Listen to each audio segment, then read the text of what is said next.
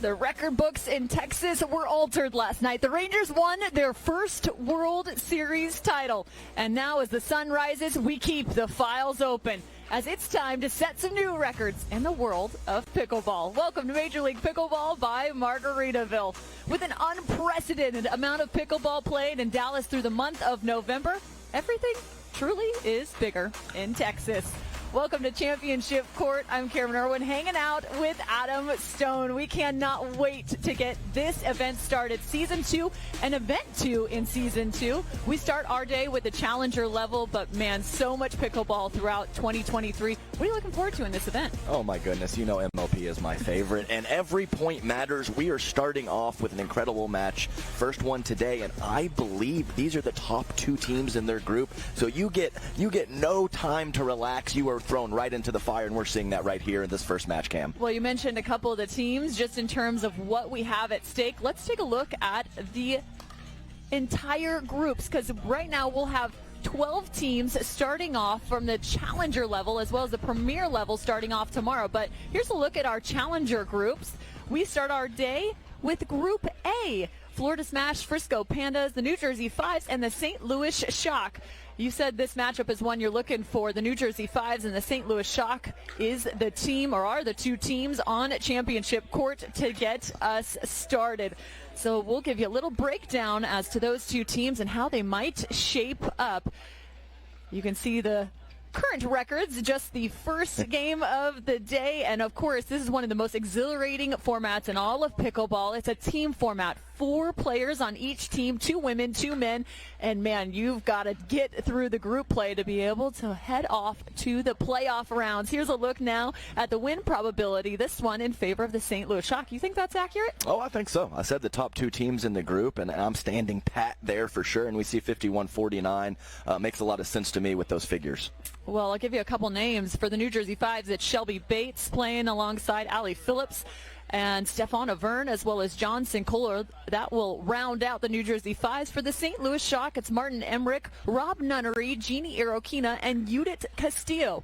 Now, the St. Louis Shock, they do have the #1 draft pick for the challenger level on their side, and that's Mr. Rob Nunnery. That's right. My main man, Rob Nunnery, and he was the first overall challenger pick, and they were unable to make it through pool play in the first event in Atlanta. Can Rob play big like we all know he can, and of course get a little help from his friends along the way? We'll give you a little bit of a glimpse back as to what happened in Atlanta. The SoCal Hard 8s picked up the Atlanta title at the challenger level. They took the win over the Las Vegas Night Owls. So 2 other teams to keep your eyes locked on here in Dallas, Texas. There's a good look at Lee Waters as she is coaching up the New Jersey 5's. That's right, and her daughter Anna Lee was on the 5's for Season 1, so she hung out. She liked the ownership groups and the GM, so she stayed on to be the coach for this Season 2, and that is a huge pick to click for me for her team, the New Jersey 5's, is can she impart some wisdom, especially on the ladies, Shelby Bates and Allie Phillips, who are a little bit more of a less-known commodity than the fellas, John Cirkul and Stefana Verne. Well, we get started. The 4 gentlemen out on the court now. Each game is worth a point. You must win 3 of the 5 total to pick up the match victory. We will play all 4 of the first games through this group phase. 2 gender doubles competitions as well as 2 mixed doubles competitions. Find out who will be working through Group A. Yeah. Every age can play this game at a high level. We have 3 fellas in their mid-30s and 1 player in his 40s, John Cirkul. So it's not just the kids out here playing big. The older gentlemen can as well.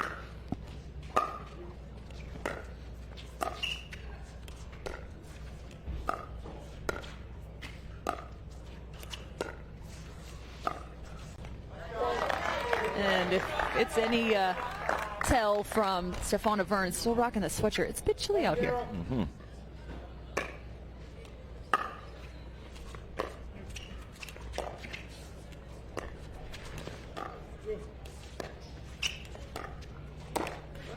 Conditions are going to be kind of talked about throughout the entirety of this, at least first match, just considering the shade on one side, the sun on the other, as well as the cool temps.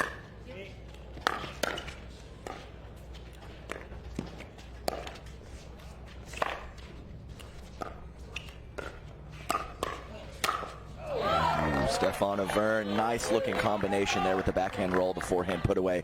Don't expect him to miss that much. But yes, Cam, players so close to each other. Sight lines, shadows, those things are such a big factor for shot selection and a lot of these fast-paced rallies that we get into in pickleball.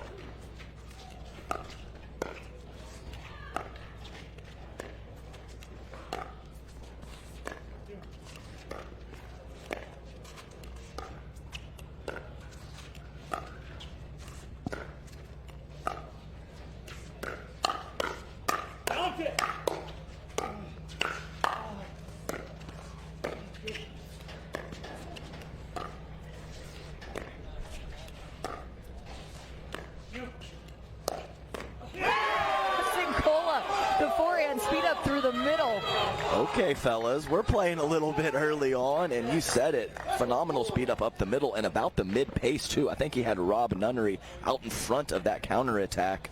Really nice play from all four fellas with some consistent dinking and then a nice little exchange from Sincola and Emmerich in the middle of that was able to be reset. I mean, the number of resets we saw in through the transition zone from Sincola was just phenomenal, and especially considering the cool temps. That's even more impressive. Requires so much touch.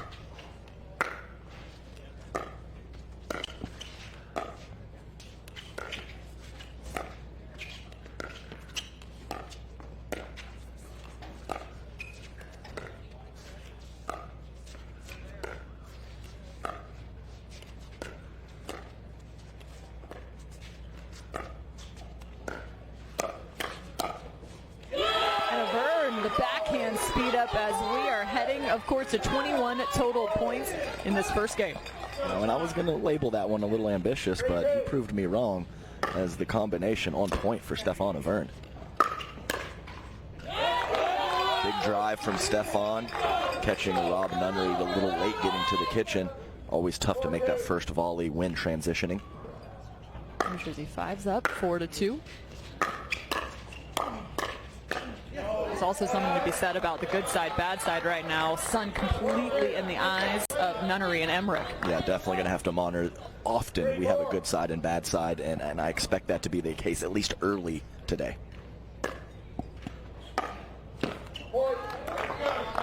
It's a good way to win a point, at least one of the easier ways. Mm-hmm, yeah. And rare ways.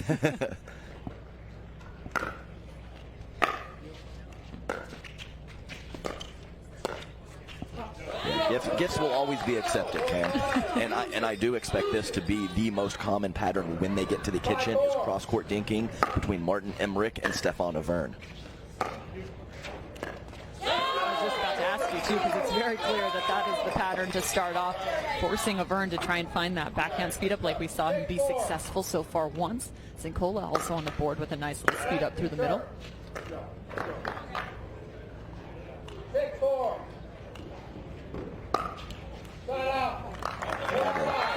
Brett Tape got another crack at it, put it right in the net. Tough break for Stefan.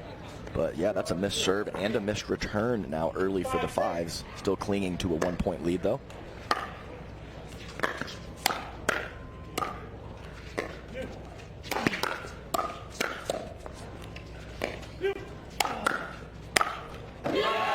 unreal defense on both sides. Sticking the paddle out and finding the ball going back over the top of the net. Yeah, that's 3 full send shots from shoulder level for Martin Emmerich that came right back to him.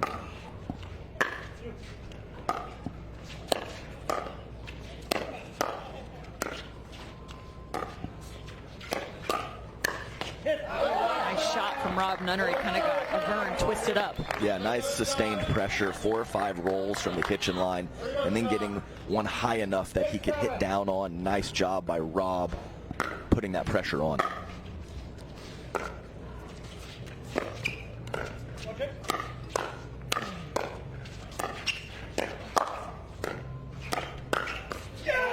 Just a lot of really controlled backhand rolls, kind of from the transition zone from both teams. That's right, backhand rolls and then big forehands in the middle. That is a recipe for success.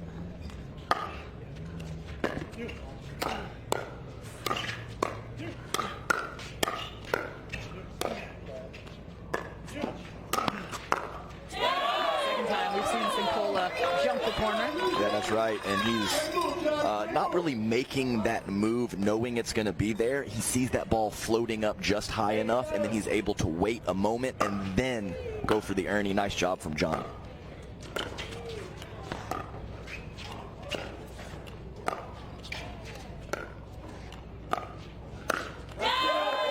Yeah, so it's 2 now from Emmerich that I would label ambitious on that backhand side, and both fellas on the right side going for a couple lower backhand attacks early in this match.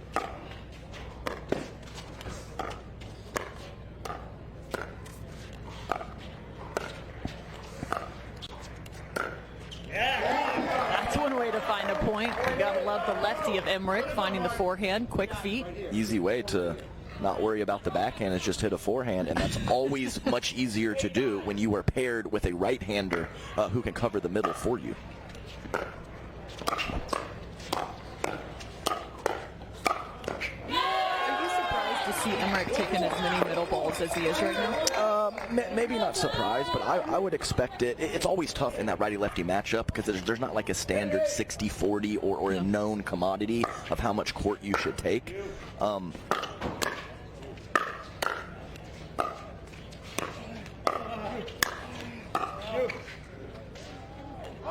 But I would definitely expect Rob to be taking a little bit more, and I think it's been pretty close to 50-50 or maybe slightly more middle taken by Martin Emmerich.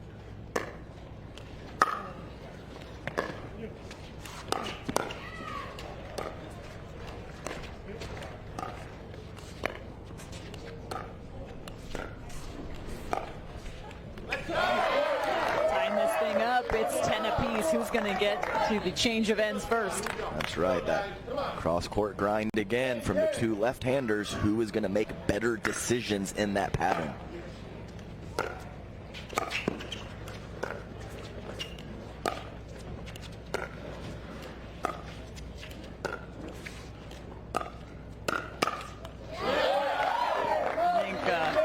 Snuck one away. A little bit of an off-tempo change for a burn. Yeah, I think 10 times, 7 or 8 are going to go in the favor of Stefan, but not that time, as he just puts that lefty forehand into the tape. And you got to know that the competitive clown shows up in the stands for the New Jersey 5's as they now trail by 1 at the change of ends. Again, we played a 21 rally scoring as you've seen it take place. There is a freeze, but only on game point now. So once we get to that 20-point marker, if you're new to the Major League Pickleball format, it's one of the most fun and most exciting. It really puts a strain on a team format. And it always begs the question, with the #1 draft pick on your side, how does that change kind of the complexity and the makeup of your team? Oh, definitely. So when you're drafting early, obviously your later picks are going to be later in the draft. But just having that alpha, whether it's a male or a female, and that player that all the other players know is going to play big and has the pedigree and the results in their back pocket, it just heightens the confidence of the entire team when you know you have that big-time player on your squad. And of course, that big-time player for the St. Louis Shock is Rob Nunnery. You mentioned it, just obviously with having a righty and a lefty, a little different in the middle. You have double the forehand. Watch for him to maybe get inserted into this competition a little bit better. But also, if you're the St. Louis Shock, you should feel pretty good. You have the 1-point advantage now on the good side. Mm-hmm.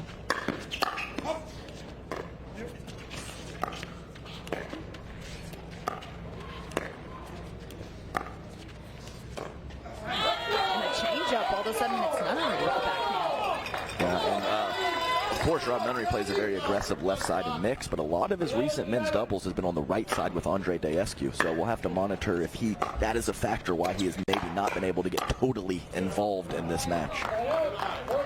Nice job by Emmerich getting skinny, letting that John Sincola ball fly a couple inches long.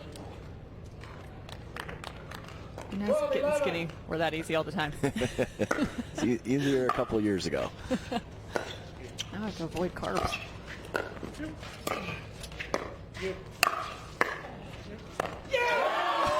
That's an insane save. Nunnery takes that one off his shoelaces. Yeah, sometimes, you know, you always want to try to drop the ball to get forward, give yourself time to get to the kitchen. But sometimes when the situation's dire, you just kind of slap it and hope for the best. And sure worked out for Rob Nunnery on that last ball. We've been talking about Rob Nunnery, #1 pick, 38 years old. Played tennis at the University of North Carolina, Asheville.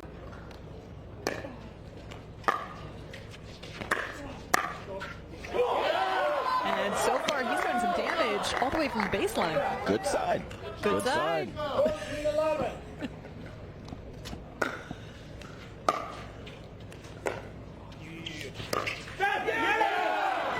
And that is an impressive lead.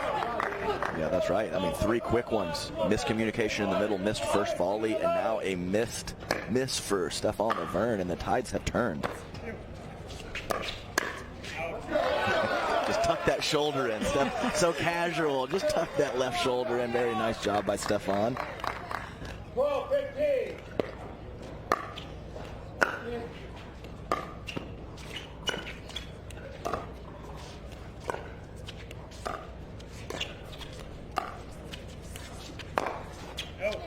Trying to look for the day's first ATP, but about 6 inches wide of the sideline. Yeah, it's a tough break as he's one of the best at curling on the outside of the ball on the backhand side.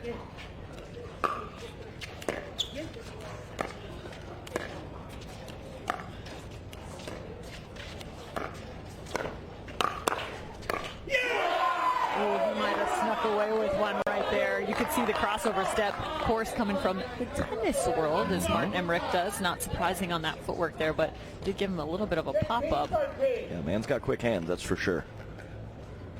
High-level doubles tennis background.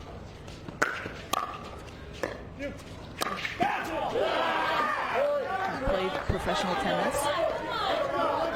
Represented Germany at the Davis Cup. 17-13.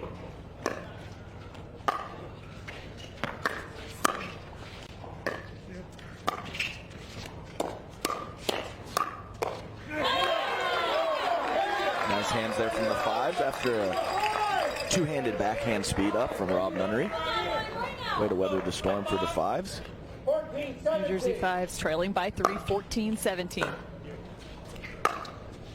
Wow, the lefty spin just curled it in. Stefan Laverne, very nice shot. And Martin Emmerich just sadly puts the hand flat, letting them know that ball was good.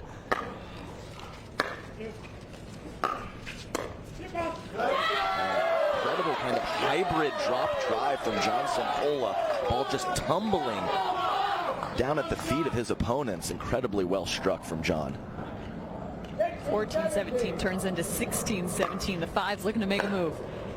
And tying it up, 17 apiece. You got to watch out for these New Jersey 5s. They live and die by the energy on their side. That's right, and a great drop by Stefan, and then Johnson Cola squeezing the middle, kind of straddling the middle line and putting maximum pressure with his court positioning. Very nice job from him, and 3-point deficit turns into a tie game. Yeah, and the New Jersey 5 chants are already happening. You can guarantee that's going to start, and hopefully we'll see potentially propel them to a first game win. But right now, if you're on the other side, you've got to figure out, it just seems like some loose errors on the side of Emmerich and Nunnery. Yeah, that's all it was. Yeah. I mean, they came out hot after the end change, and then just a little dip in level and a couple of good shots from your opponents. These are the ebbs and flows of Major League Pickleball. This is no big deal at all. This is not panic time. We're not switching sides. We're not doing anything crazy. We're just going to execute, play a little cleaner in these big moments right here. 17-17. Back out of the timeout, 17-all.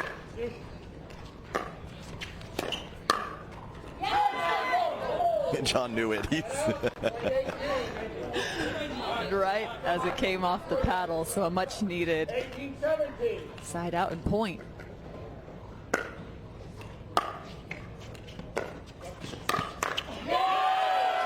I mean, Vern looking real athletic. Yeah, he's an explosive guy, and he loves stepping to his right, whether that's for a forehand counter or, as we see right there, a forehand Ernie. And a skip. A return straight to the net that hurts. I know it always. Not like this. 19-18. Watch it. Ooh, that ball is real close to the sideline, but a beautiful shot from Rob Nunnery. Look at this. Yeah, one of the best inside-out backhand putaways on tour. Not many players have that shot. Rob does.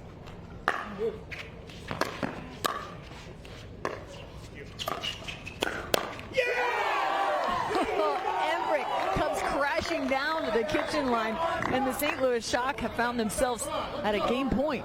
Yeah, 2 high balls from the 5s. 20-19.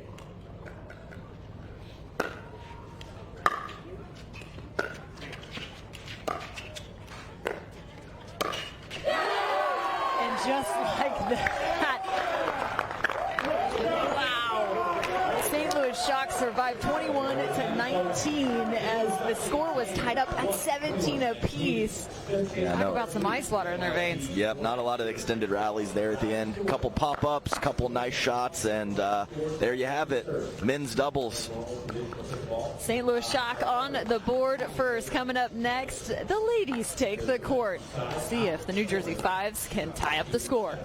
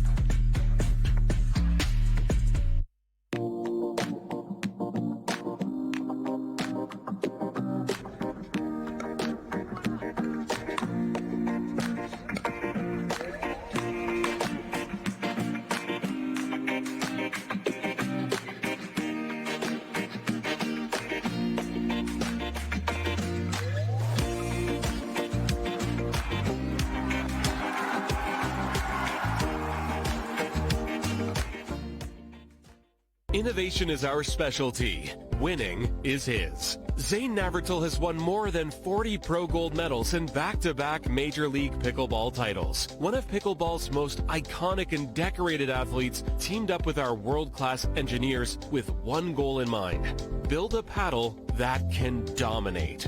The Zane Navratil Signature Paddle, designed for champions by champions. Available now. ProXR Pickleball. Innovation you can handle.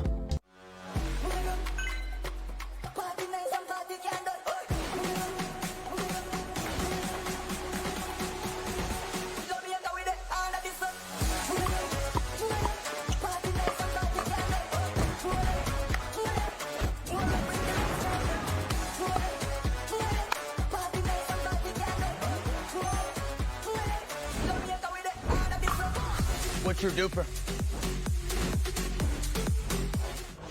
Introducing Skechers. Judith Castillo taking the court next for the St. Louis Shock.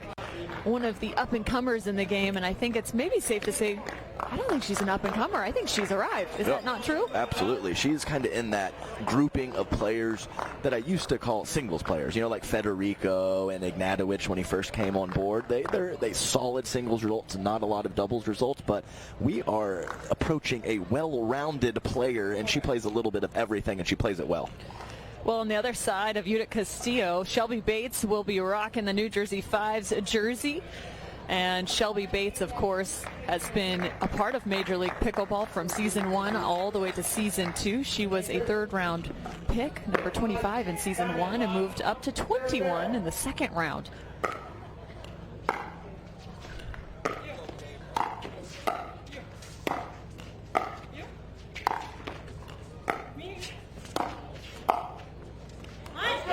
So, Cameron, I would say that Allie Phillips, Jeannie Irakina, and Shelby Bates are all offensive-minded players. Decision-making is going to be absolutely huge in these matches. All the ladies looking for their offense early. Can they just find that balance to set themselves up, or do they pull triggers frivolously and create some errors for themselves and their team? We're looking at Jeannie Irakina right now, teammate of Judith Castillo.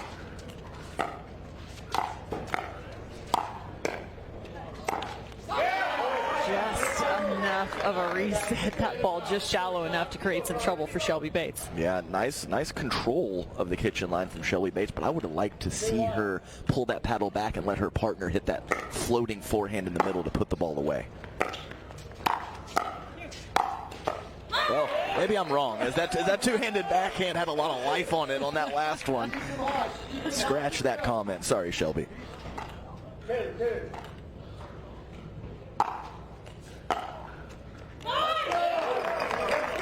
Phillips, the last name we have yet to mention, was really impressed with her and what she did in Atlanta.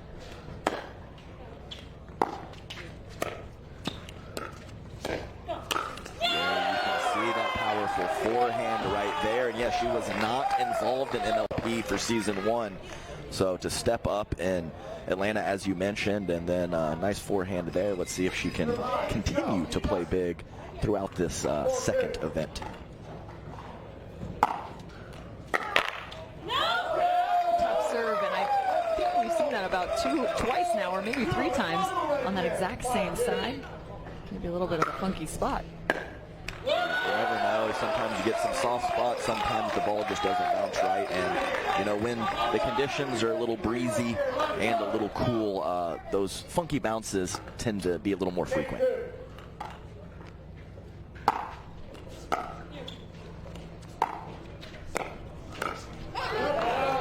Nice little roll through the middle for Vida Castillo. It looked like Allie Phillips was expecting more pace and wanted to snag that one. Yeah, she made a move looking to be offensive.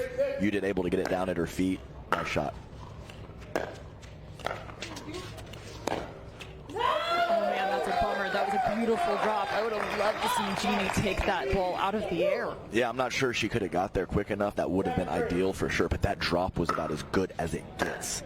And that is the 3rd missed return we've seen. Yeah, we have not switched ends yet. Ladies and gentlemen, 3 returns, first half of a game, a huge deal.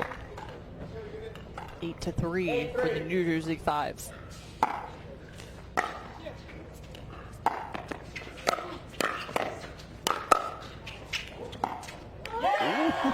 Udit Castillo with the hands of gold. And 2 points ago, that's exactly what Allie Phillips was trying to do. She got what she wanted to this time, but the defensive chops of Udit Castillo, too much.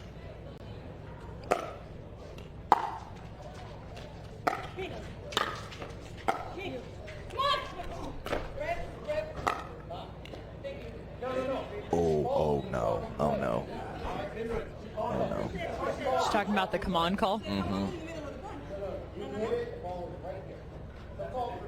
Oh, it's just too bad that she stopped play. It's just so unfortunate. Explain, Adam. So, Allie thought the ball was going to hit the tape and stay on her opponent. Let's let it flow for a second here. See if we can hear anything. She basically celebrated too early, and Udit was saying that distracted her. But the new rules between the distraction and the hindrance in these things have made it a little bit dicey, and I don't think Udit quite knew the situation that she was in. She has to continue to play that ball.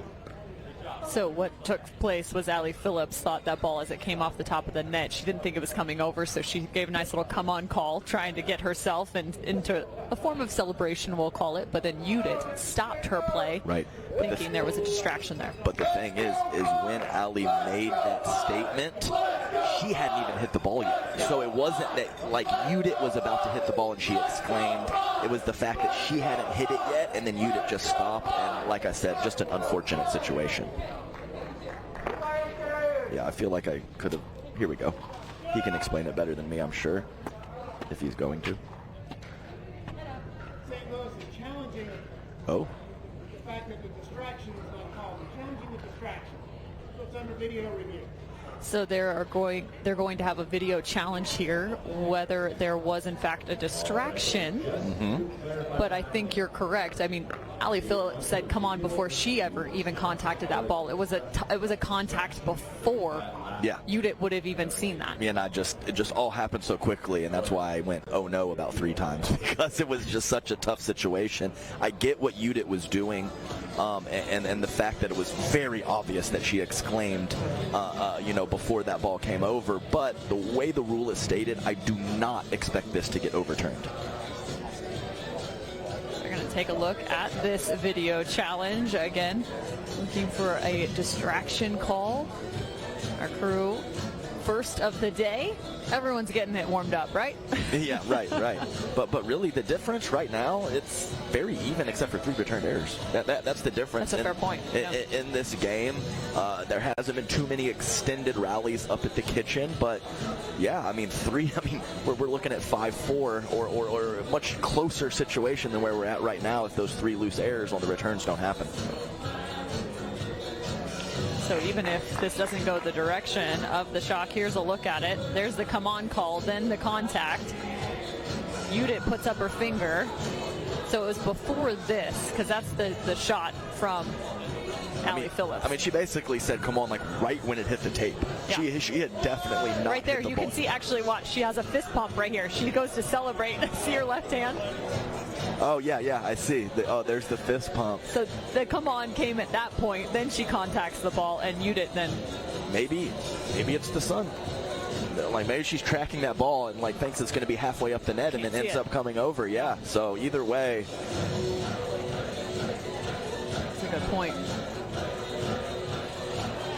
We mentioned Allie Phillips, one of the younger on tour, just in her early 20s. She was somebody that came through too, which is really fun. The college side of pickleball, and the growing space there. Yeah, and I know she's out of Utah.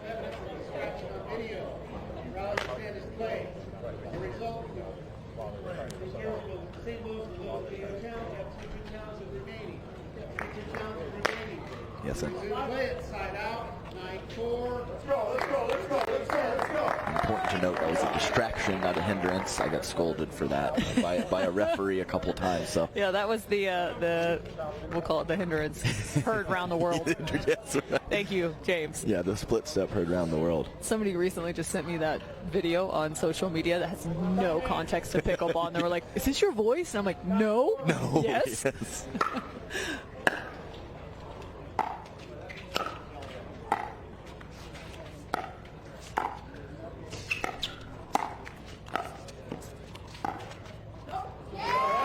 That's one of the, I wouldn't say few times, but, all 4 players having a little trouble getting all the way to the kitchen. That was a very nice job of Shelby Bates getting all the way in.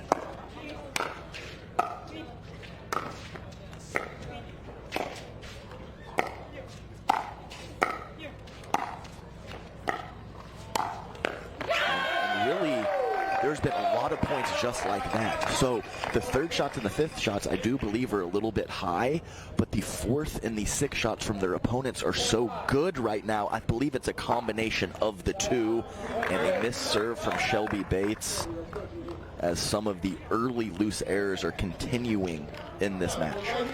Right here. 6-10.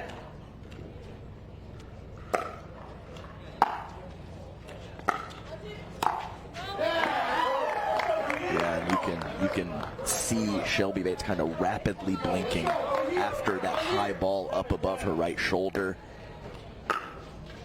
That's another one, but for the New Jersey 5s, you should still be feeling pretty good. It's 10-8. They just need 1 to get the egg change. But first volleys on the sunny side have been an issue in the men's match and in this women's match.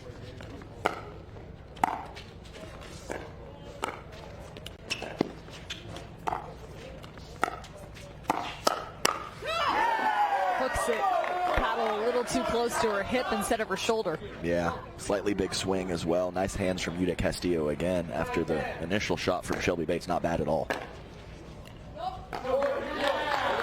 Whoa, and another point to the St. Louis Shock. It was 6-10, now tied up 10-0. Let's go, Shock. 10-10.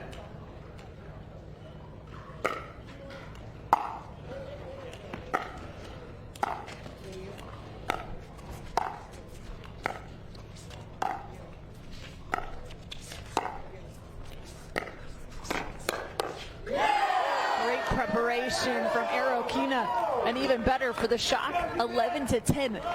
5 straight points to get the change of ends. Yeah, nice slide to her left from Arokina, and the best part of all of it for me was a wonderful third shot from Vida Castillo, allowing her team to get to the kitchen. So nice job from the Shock there on that last point to earn the end change. It definitely seems as if the St. Louis Shock, in terms of their thirds, have gotten really solid in the midpoint of this game. You can see the head-to-head in terms of win probability for these two teams. It actually resides on the side of Arokina and Castillo. We mentioned Allie Phillips. Well, she recently was drafted in to the challenger level just before Atlanta, like you mentioned. She came in at round 4, pick number 45. She might be one of the big surprises at the challenger level, and I know those surprises really are a big plus. You think of Rachel Rohrbacher up at the premier level. It almost seems like to have great success, you've got to get that undervalued player on your team. Find that diamond in the rough. It's not easy to do so. Maybe even more easy to do that at the challenger level than the premier, but you must. It's a recurring theme of all the championship teams. You have a player that significantly out-earns their draft stock. 11-10.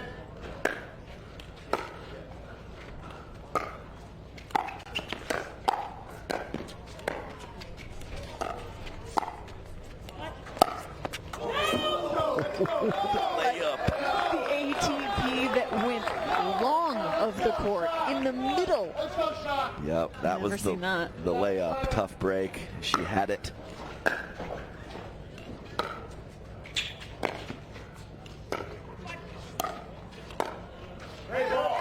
Interesting. Arokina, I don't know if she thought she was going to miss the return or not, but she returned and stayed back, but was able to dig out of the midcourt a couple shots later.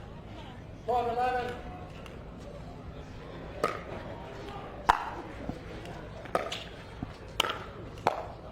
Oh my goodness. Oh my God, that was out.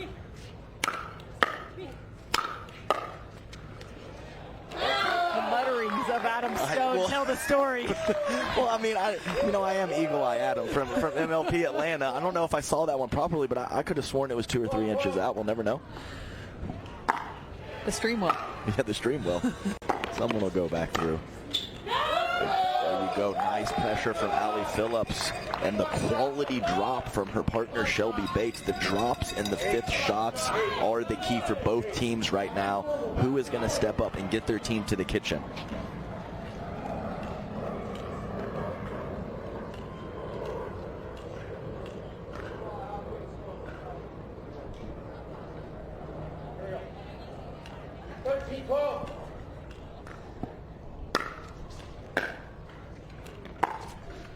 I believe that's Brandon Hupschman, the GM of the St. Louis Shock, and I believe you're only allowed to have one GM or coach on court, so he was asked to move.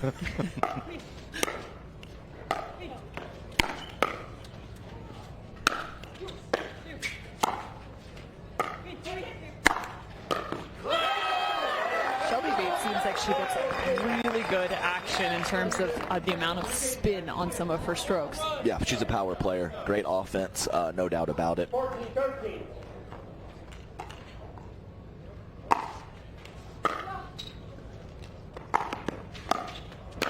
Oh, the perfect setup. Looking to be athletic right there. Yeah, love every bit of it. Slightly awkward, not sure if that was a footing issue or just mistiming the swing, but she was where she needed to be after a great third from her partner. Keep using that pattern. There's that action you were talking about. That ball, I mean, certainly had a reasonable amount of pace, but that had a lot of tumble down at the feet of Vida Castillo, who was very good at digging those shots. Couldn't come up with that one, though. Wow, that was an incredibly tough serve, but an even better return, just hitting the baseline. Yeah, right on it. Stefan Avern making that in call, letting his team know no reason to challenge that one.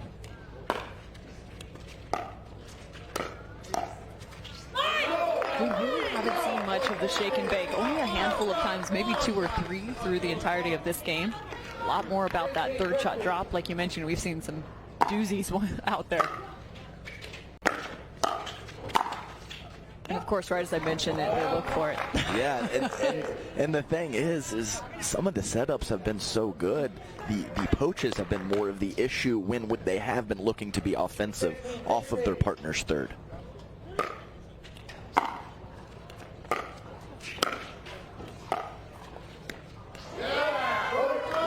There's a hole in the middle, and it's all the way through. And it's all the way through. And you know, that's what happens. We talk about that flamingo to really lean in and get on one foot, but sometimes you lose a bit of balance is kind of the pitfall of that. And I think that's what we saw there from Allie. She got up on 1 foot too quickly, lost her balance, and couldn't make quality contact. So the St. Louis Shock up 17-16. Again, the New Jersey 5's had a substantial lead in this second game for gender doubles. And of course, after the conclusion of this gender doubles, we'll head off to mixed doubles. That's one of the fun elements of Major League Pickleball, is that there's so much strategy just in terms of how you set your lineups, what happens after that coin flip, and who are you going to play alongside for those mixed doubles competitions. And it's there has to be a flow to it. You can't just pick. What happens in gender affects the mixed, and are you up 2-0, are you tied, are you down 0-2? So you have to be flexible, and you have to kind of know what you want to do in those situations as a coach, GM, and team captain as well. Well, we haven't said the magical word yet either. Dream Breaker, of course. The Dream Breaker, one of the prized elements to this Major League Pickleball format.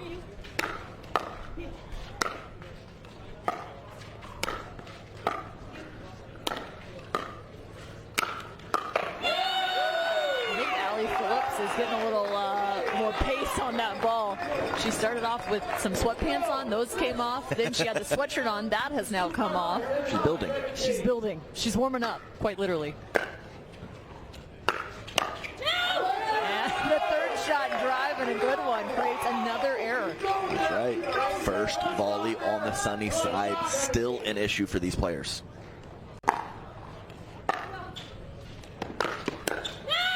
Just flipped, and they're looking for the up-tempo play from the baseline. That's right. I was like, you're going to drive those other ones. You better drive that one too, Allie, and she did. 1917.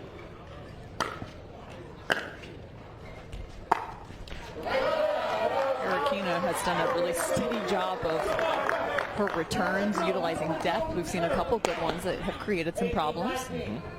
Yeah, and she is not seeing a lot of balls, to be honest with you.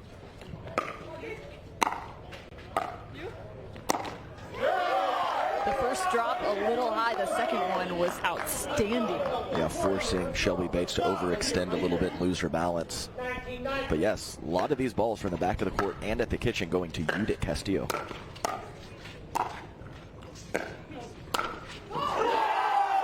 Pressing in, Allie Phillips misses long. St. Louis Shock have a game point, 2019. 2019.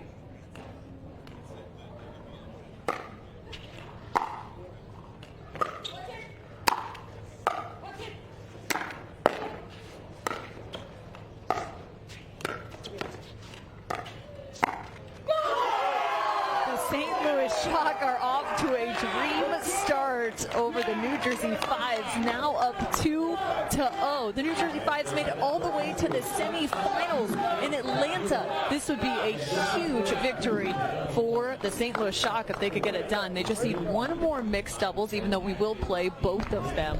So it could be very intriguing to see how this one shapes up.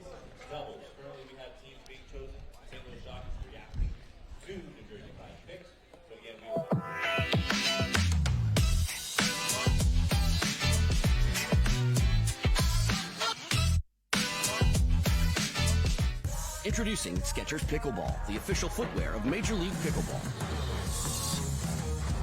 They're ultra lightweight and responsive for incredible speed.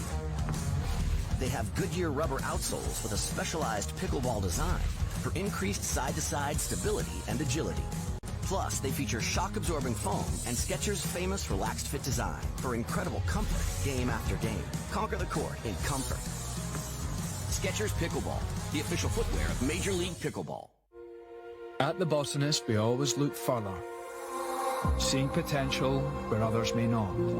We sustainably hand forage 22 Isla Botanicals to make a beautifully balanced gin, capturing the essence of our Scottish island home. Consciously crafted by our community to be enjoyed by yours. Look further.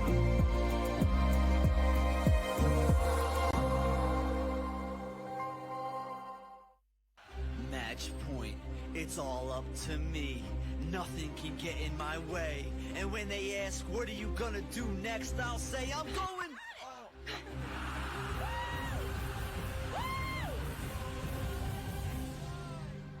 We're going to Margaritaville!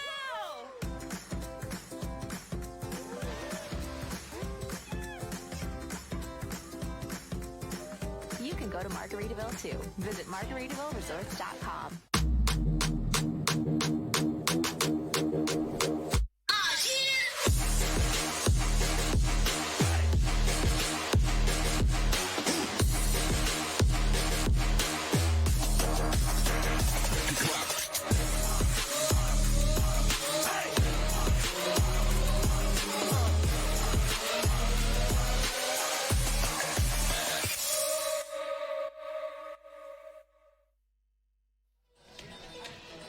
We head to mixed doubles between the St. Louis Shock and the New Jersey 5's. Welcome back to Major League Pickleball by Margaritaville. I'm Cameron Irwin alongside Adam Stone. And the big question is, what are the names that are going to be out there for the first mixed doubles competition? The St. Louis Shock are reacting to the mixed doubles lineup that is set out first by the New Jersey 5's. And from what we can see to this point, it looks like it might be Avern playing alongside Bates. But on the other side, who could it be? Yes, so we have, so that's exactly right. We have the 5's sending out their 1A team, Stefan Avern and Shelby Bates, and that is counterattacked by the St. Louis Shock, which what I would believe on paper would be their 1B team in Irakina and Emmerich. So they have their anchor, Rob Nunnery and Judith Castillo, coming in for that second match against the quote-unquote 1B team of Johnson Cola and Allie Phillips. So I do think this makes sense from a strategic perspective from the St. Louis Shock, who do have that commanding 2-0 lead. And again, this is a dream start for the St. Louis Shock. They are now up 2-0 after gender doubles. The New Jersey 5's, like I mentioned, they made it all the way to the semifinals, losing 2-3 versus Las Vegas Night Owls in our last event in Atlanta. But on the other side, a little crazy, the St. Louis Shock, they didn't make it to the playoffs. They did have a win 3-2 over the Mad Drops in Atlanta. However, they lost to SoCal Hard Eights as well as the Seattle Pioneers. So this would be a big-time win for them to get this entire event started. Yeah, looks like we have a slight spill on the court, so we're getting that water wiped up. Apologize for this brief delay. Here's a look at the head-to-head for win probability. It is in favor of Emmerich and Irakina. Do you feel like that's accurate? That's what I mean. If you're going to put out your 1B team and they have a 53% edge, that's pretty dang good right there. If Avern and Bates are just sitting there waiting. So, yeah, that is definitely, I wouldn't say it's an interesting percentage, but I probably would have expected it to be something similar except flipped. So a very slight edge to Bates and Avern, who also played a lot of pickleball together in 2022 on the DC pickleball team as well. So they are very comfortable with each other, and let's see if they can get off to a quick start. They're going to need to. Another unique element to this matchup, the ladies are on the left.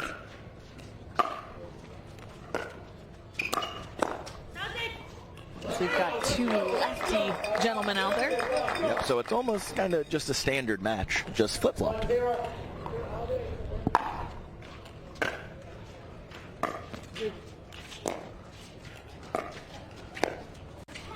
Standard, but not so standard? Yeah, exactly right, exactly right.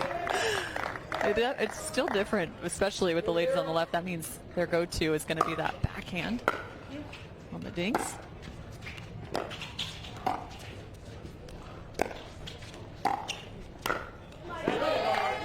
A little high from that mid-court play from Bates. Martin Emmerich knows what to do with it.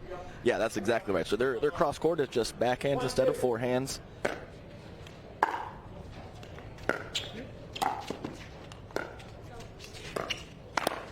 Unless you can free them up enough to actually find that forehand and get aggressive. Yeah. Another forehand protecting in the middle. We'll That's true.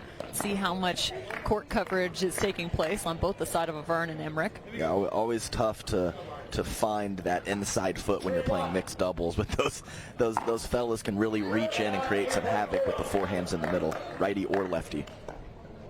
Shelby Bates with a missed serve. That's her second.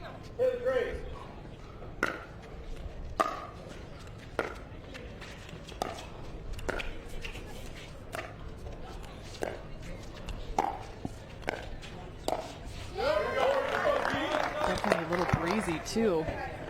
Yeah, Stefan not thrilled with himself, tapping his chest, letting his partner know that's my bad. Should have put a better offensive shot on that ball. Found the net instead. This is a must-win situation for the New Jersey 5s. They need this game.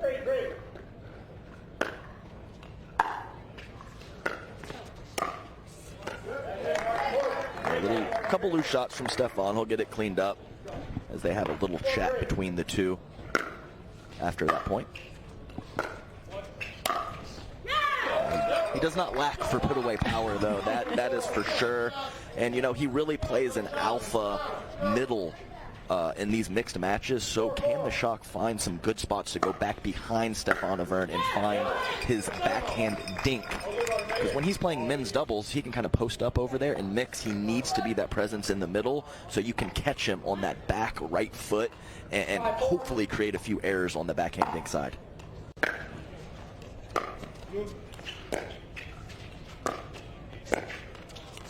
That's a really nice dink from Arokina. Yeah, and I don't really blame Bates because I think it was high enough to where Bates thought she might attack the middle, and then Irakina takes a little pace off and goes with the roll. That is a great decision from her.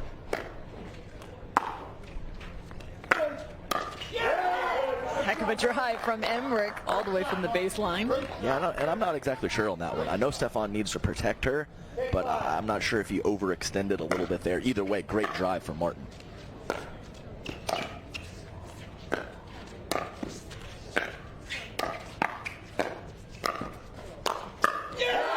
The right read for Emmerich. Recognized some trouble on the other side and pounced. Yeah, that's right. He was just kind of squeezing the middle, maybe taking a half step over to his left on each shot. Finally got the ball he wanted. And another one back to back. Emmerich is flying around the court. Yeah, he's got a great first step, really explodes to the ball. And just like Stefan Avern, a very big lefty forehand for the put away.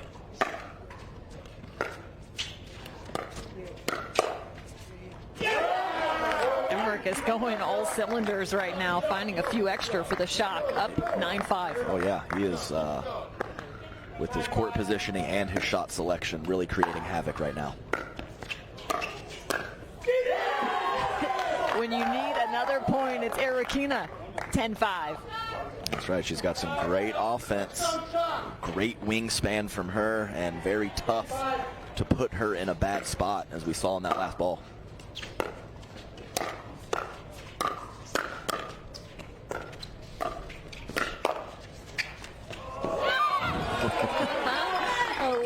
Off the Battle of Avern. Yes, and I had a nice talk with Travis Rettenmeyer. He knows Martin Emmerich from his tennis days, and Travis was always very impressed with Martin Emmerich's work ethic and how hard he works in between the lines and off the court as well. So we're getting to that point where you better put in the work. So having these real professionals coming over from other sports and really taking this sport seriously is just great to see.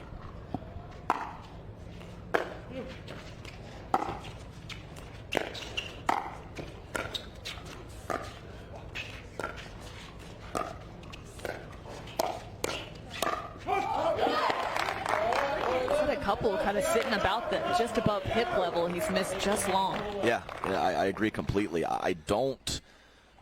Maybe a couple questionable initial speed ups, but most of the time he's had a reasonable ball on the second or third attempt. So he just got to find a way to execute better, as those offensive shot combinations are such a big part of his game.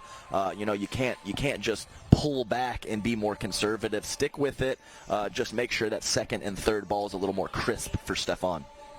St. Louis Shock up 11-7 at the change of end. That has been a big story throughout this morning, and as the day continues on, the sun hopefully will engulfs the entirety of championship court, so it's a little easier on everyone. Yeah, that's right. And for everyone at home, in the pool play matches, we will play everything out, meaning we will play all 4 matches because game differential and point differential percentage are a big factor in who moves on to the knockout rounds. So once we do get to the postseason, then we will stop if one team gets to 3. But these pool matches, we're playing it through, Cam. All 4 games will be played. We might see the potential for a dream breaker. However, if the St. Louis Shock pick up this 3rd game, they will have picked up the match win. We will, of course, continue that second gender doubles, as every point matters in this group play. Hey, nice quick start there from Stefan, taking some pace off and adding some spin.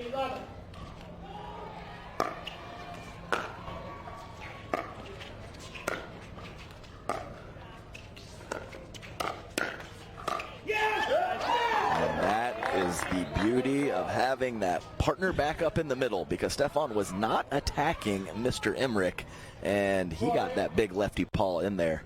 Nice job from Martin, playing huge so far in this match.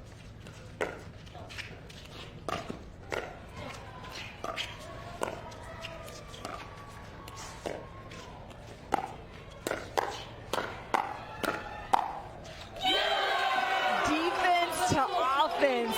Shelby Bates just sat down in the middle of the transition. Look at this. Literally sat down in the middle of the transition zone. 9-12.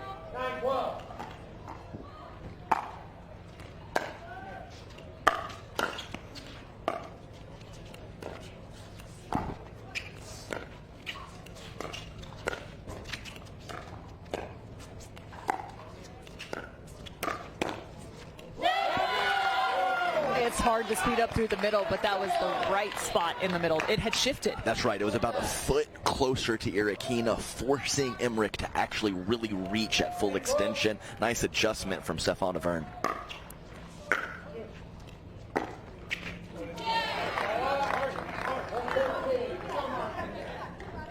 (12-10), make it 13-10.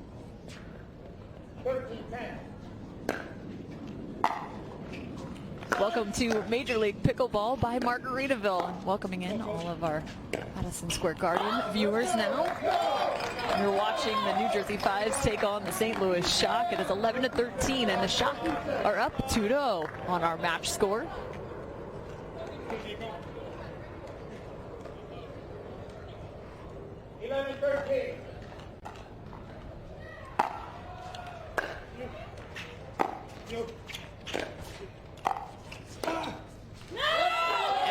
Looking to stay aggressive and flip from a low position, but that ball out of bounds. Cameron Irwin alongside Adam Stone. Just our first match of the day here for Season 2, event number 2. And hooks that one long as well. Yeah. New Jersey 5's. Yeah, he got where he needed to. I don't think he was late getting in, just flubbed the technique and sailed the ball long.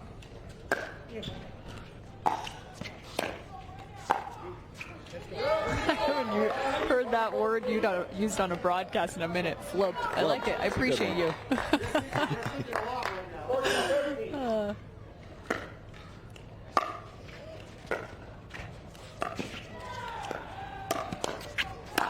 Little soaring eagle for Stefan Avern. There's the Shelby Bates energy, as she is proud of herself for that put away. And she should be. She smacked it. 14-14. Really nice spot from Martin Emmerich. I thought he might want to try to keep Stefan Avern back. He puts it at the feet of Shelby Bates. She couldn't come up with the dink. I'll recall the score. 15-14.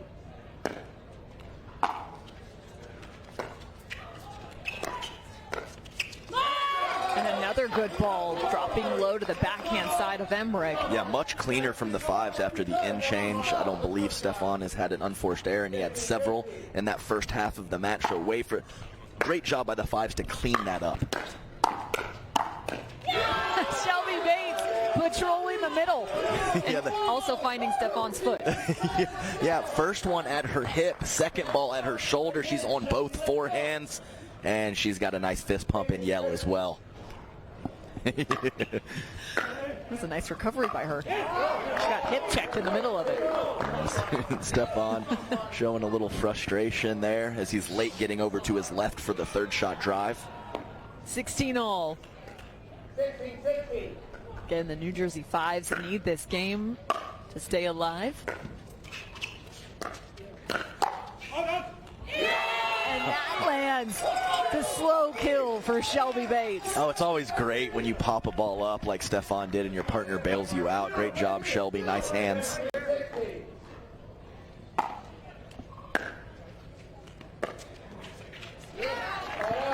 Trying to find a little bit of lift. The other two teams in Group A are also battling it out. It went the direction of the Frisco Pandas, who won 3-0. They're in that second mixed doubles competition, though.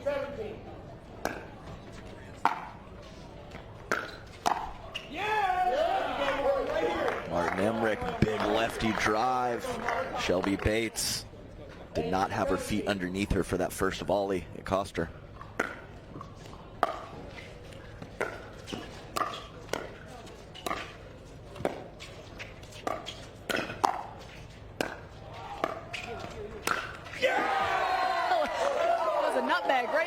Of Shelby Bates. Through the wickets. That's exactly right. And Jeannie Irakina with a phenomenal get, moving back on the ball in the heart of that point to set up her partner, Martin Emmerich.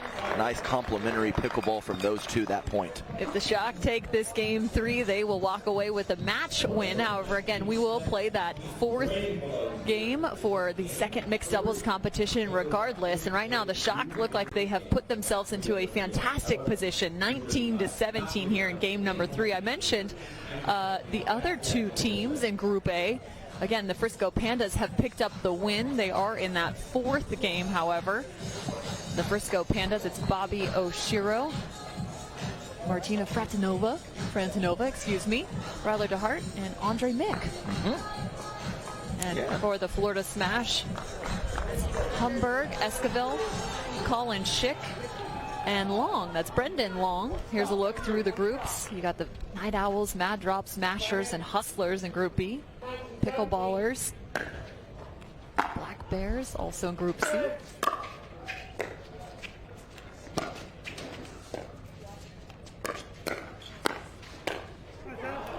It was a slow combination, but it was a good one. The location, high backhand of Emmerich, and then closing through the middle. Yeah, I think that how that ball is traveling at Irakina, I think it's intuitive to think that that ball is not going to drop in, but Shelby Bates finds the inside of the baseline nicely.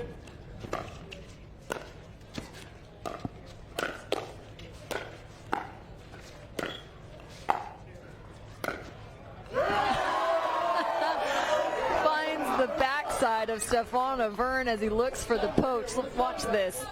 Nobody home. Yeah, just a half step too early on the slide from Stefan, giving Emmerich too much time to adjust his spot and go behind. Game point for the St. Louis Shock. Missed third. Always seems to happen. Yeah, it does. Those thirds and fifths are always difficult, but certainly as that score creeps higher and higher, it becomes a little tougher to get it over.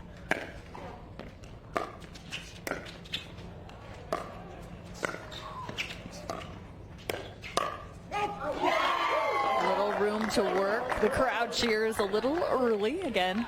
It is now side out scoring on the side of the St. Louis Shock. They had to earn the serve back.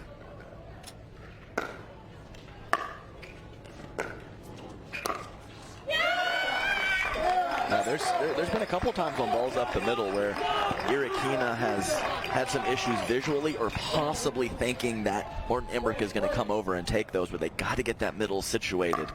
The 5s score one more, now tied up 20 apiece. Rally scoring both sides.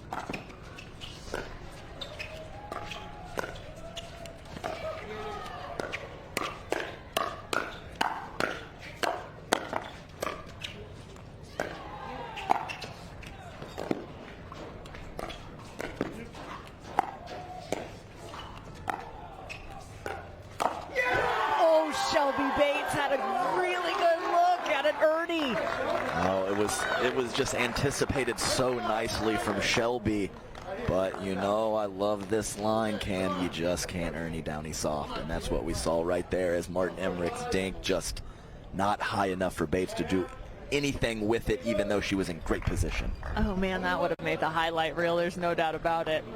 So the St. Louis Shock right now up 21-20. They scored that point as they were both in rally scoring. So now back to side out scoring. They have the serve. All they need is 1 point.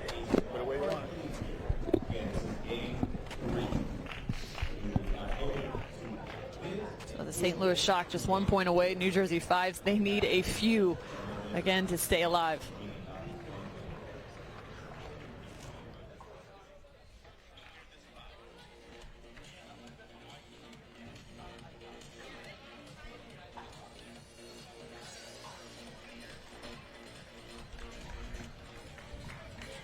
Our crew doing such a nice job. Boxcar Productions making sure you're getting every view possible here on our championship court coverage.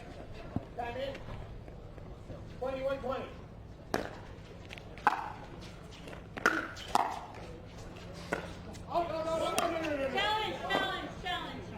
Looked out to me. Ball called out of bounds, which would be the win for the St. Louis Shock. However, they're going to challenge this immediately. Stefan Avern, maybe not. He's already given the high fives. Yeah, I think they're still going to challenge, but Stefan thinks the writing's on the wall. The only thing I could say is that they didn't quite call it right away. There was a little hesitancy, but I think the ball definitely was into the gray, not on the white line for sure. Let's see if we can get a look. So if this call does in fact stand, the St. Louis Shock would pick up the win 3-0. We will play that second. Ooh, what do you see? That is closer than I expected, but I am sticking with my call of out. I do not see them overturning this, even though that is much closer than I saw in real time. Yeah, draw a line right through the middle of that ball, and that is the midpoint, the contact point, which is what you must go off of. So that ball does in fact look out of bounds. However, we'll get the official word here shortly. But what a start for the St. Louis Shock. Yeah, absolutely. To not make the playoffs in our last event and to be now up potentially 3-0. On a semifinalist. After you, the call stands, the ball is out. Incredible turnaround for the Shock from one event to the next to start off. It's a dream start for them. And don't forget, though, every point matters. So this second mixed doubles, there's still something at stake for the St. Louis Shock, even though they picked up the match win. Absolutely. We have seen so many teams moving through into the elimination bracket from point differential percentage and game difference. So this is a huge deal as a fourth match. Definitely huge. Every point matters, like they like to say in MLP, and it's just the absolute truth. Well, and there's also something to be said about these two teams getting warmed up right now as Rob Nunnery takes the court, as does Judith Castillo, Johnson Cola, and Allie Phillips. Your second mixed doubles matchup coming up on the other side of this break.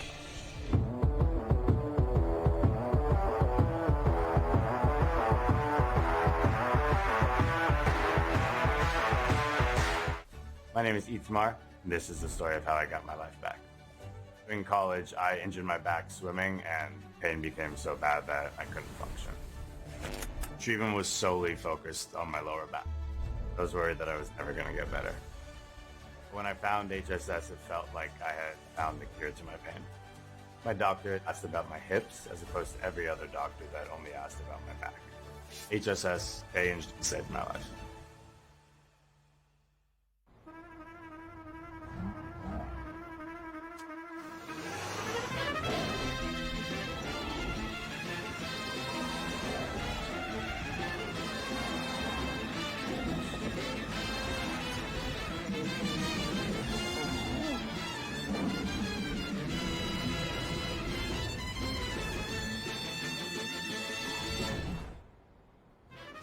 The all-new Prius.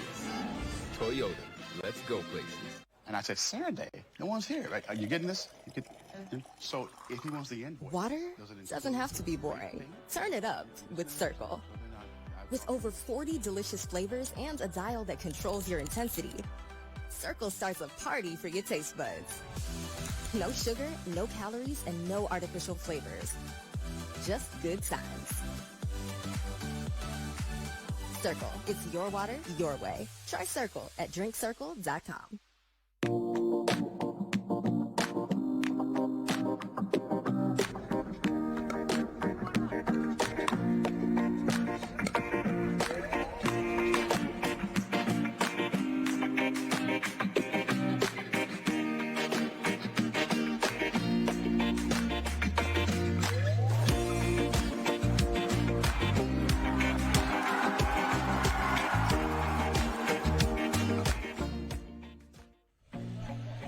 Just a few hours ago, big news hit the pickleball scene as the 2024 schedule has been released between the PPA Tour as well as Major League Pickleball by Margaritaville. You can check out their 2024 schedule. Looks like we've got a really fun year in store.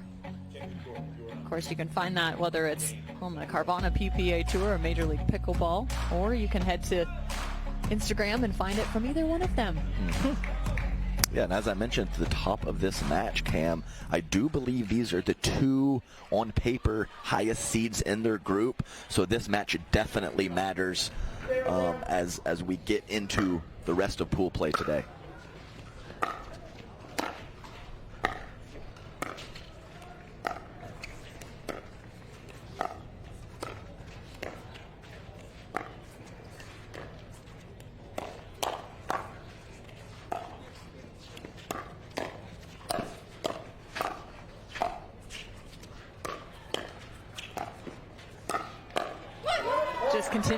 Continuing to attack the Sincola backhand.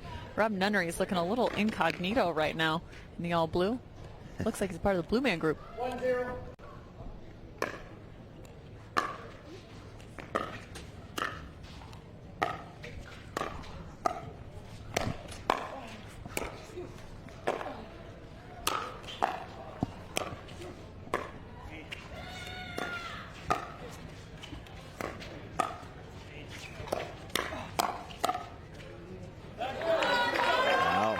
Job controlling the kitchen from the 5. St. Louis eventually works their way forward, but some great hands from John Sincola.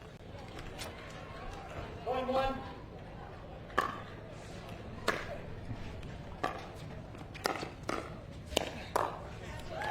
Rob Nunnery finds the forehand through the middle. Yeah, nice job by Rob. Stepping over to his right, getting some spin down at the feet of Allie Phillips. 2-1.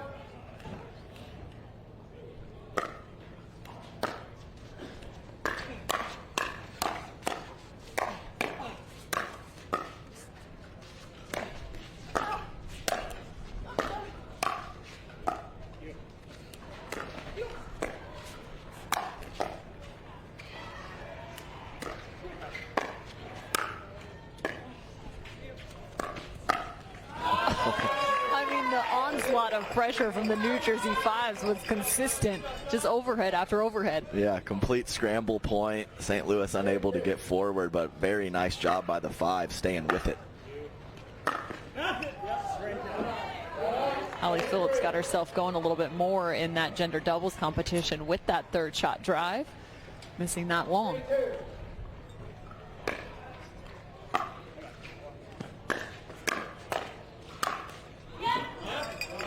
Hard for Sincola to kind of put the ball away on that side. You've seen just a few contacts that may be just off the sweet spot. So hard to see over there. 3-3.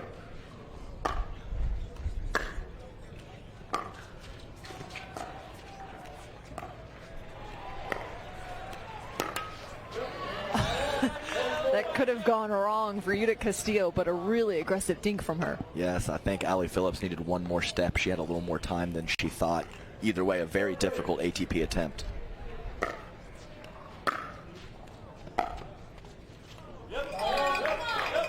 Coming up next here on our championship court, the SoCal Hard Eights will take on the California Black Bears.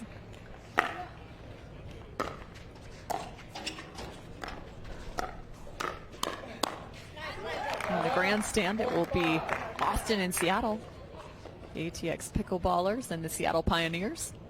5-4.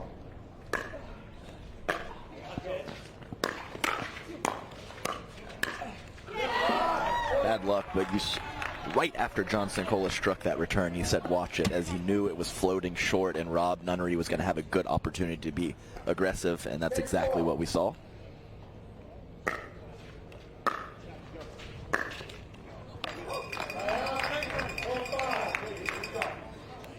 Really, throughout, this is the fourth match now, really that's been the issue for both teams, is percentage of points making it to the kitchen.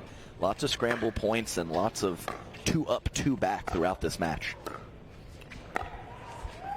Do you think that's a product of the conditions or new location or more just the level? Oh, I think it's quality controlling of the kitchen line from opponents, and I think it's the colder early morning conditions that are making it difficult for these players to find their best touch and feel.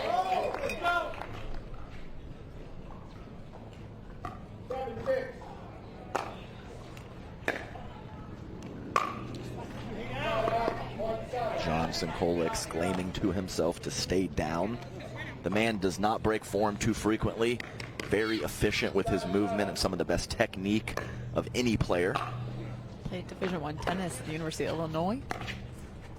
Yeah, that's a phenomenal cover from John Sincola, as all 4 players on the court knew Rob was going to speed that up, and his partner Allie Phillips was straddling the sideline, so John had a lot of court to cover.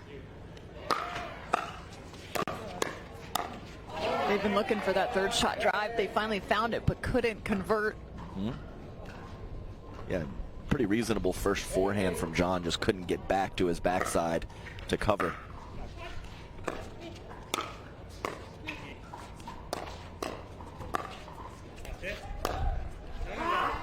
Wow, incredible eye from Allie Phillips. Those are so difficult when you're trying to defend the ATP, to let that ball just go a couple inches wide. Nice job by her pulling the paddle back.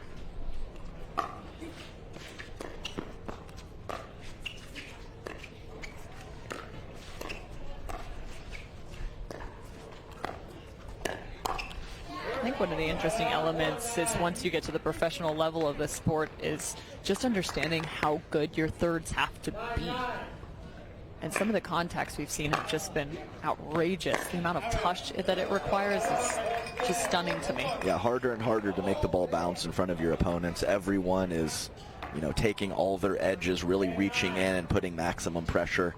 Just different in so many ways than it was a couple years ago.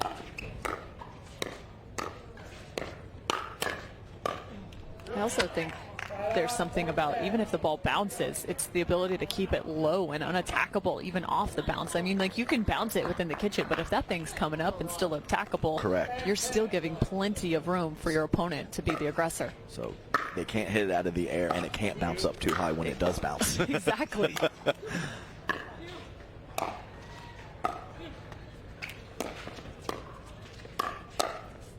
That's a good example right there. A really nice cut from the back line, the baseline, and her ability to still find plenty of topspin. Allie Phillips, the aggressor, off the bounce. Yeah, that's fourth. Exactly right. The technology with the paddles just allows, it'll never be strings, Cam, but it allows a little extra grip, and it completely changes some of the shots and some of the offense that you can create. So you gotta adapt, and you gotta move with the times and stay up with where the game is.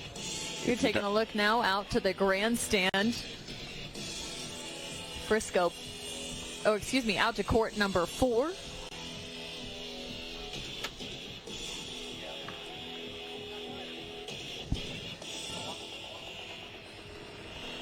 And one of the most outrageous venues that you will see on the year. Just take a look from court 4 all the way over. Everyone in action now here at Major League Pickleball. I love this shot as we're going all the way across the venue. There's so much to be seen, whether you're heading down sponsorship row. Dallas, for about the next 12 days, is going to be the scene of pickleball's finest, and some of the finest fans as well. Quality dink from Judith Castillo, forcing the error from Allie Phillips. All knotted up.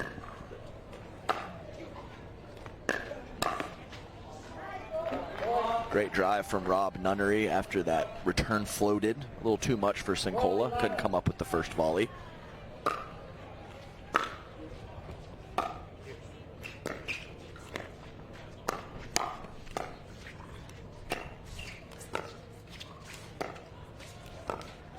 It was a really nice counter from Judith Castillo, about head level, to be able to get that ball down at the feet. Yeah, you know John Sincola is going to put a lot of pressure on her way to weather that storm for Judith.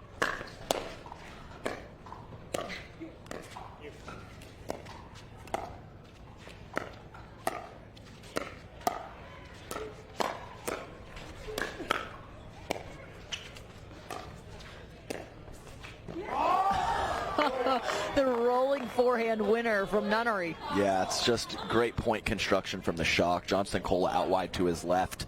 Nothing Allie Phillips can do as she has to fill the gap up the middle. Rob just hit the perfect shot at the perfect time.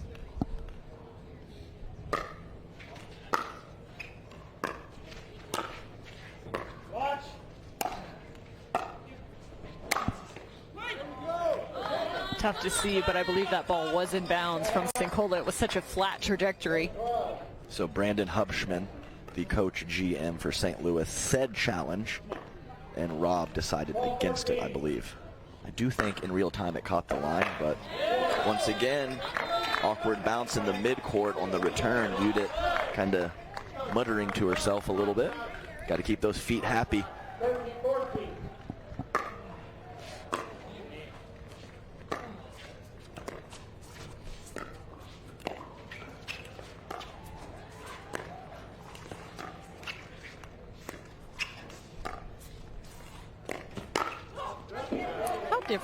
How different is the footwork from tennis to pickleball? I obviously know with the volley and whatnot, but I'm more curious from even the transition and baseline.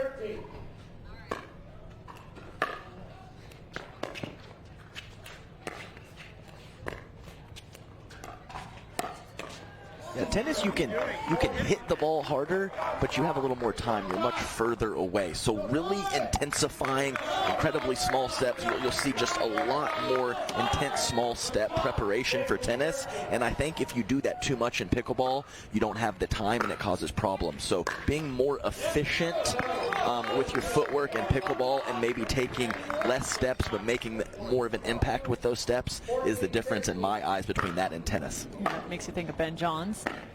Efficiency of footwork, never taking too many steps.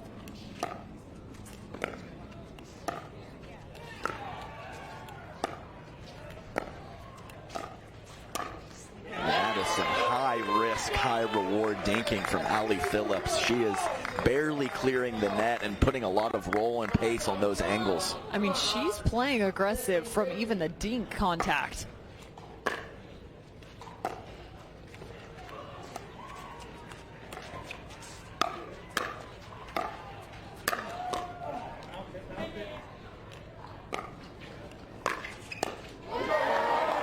Played from Rob Nunnery. I even like kind of the off-tempo ball from Sincola to try to get back into position, but Nunnery makes him pay. Yeah, I think John was really hoping that was just going to go wide on that ball that was sitting up there, unable to get all the way back over to his left to cover that Nunnery drive.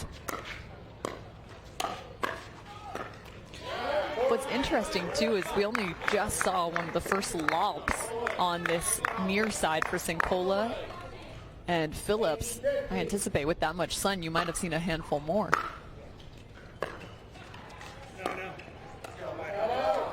Yeah, look just wide. And the aggressive drop attempt does not.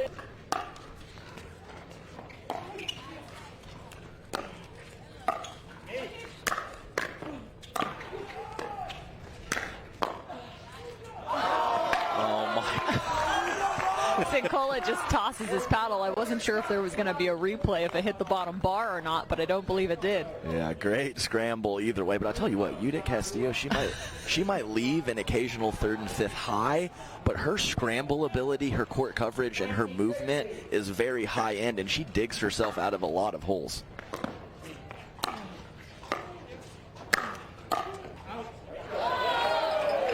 Saw the outstretch there from Judith Castillo. That's nice angle power from John Sincola to finally put a ball away on the shock. Not an easy task, as we can see. taking some of the pace off, creating a lack of a bounce as Rob Nunnery now game point for the St. Louis Shock, looking to take this one home 4-0.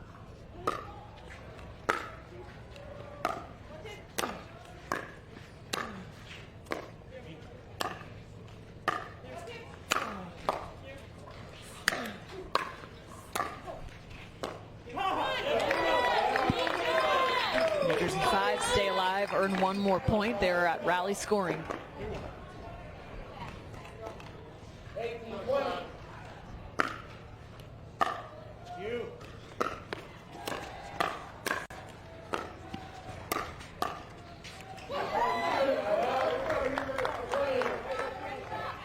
Another side out for the St. Louis Shock. The second look now to game point. And showing some real intensity there after that last ball. Rob Nunnery and Yuta Castillo exchanging fist pumps and having some kind words for each other. Good team chemistry. Easy to do so when you have this lead. Out of bounds in the St. Louis Shock. We said it multiple times, a dream start, but the dream just continues on. Pick up the win 4-0 over the New Jersey 5s. That is a big win for the Shock. Cam, this was not a cellar-dwelling team that they just beat 4-0. This was a semifinalist from MLP Atlanta. Very well done for the St. Louis Shock. A great start to their day. Coming up next here on Championship Court, the California Black Bears will take on the SoCal Hard Eights. We cannot wait to see the rest of this challenger level through the first day of Season 2, event number 2 here in Dallas, Texas.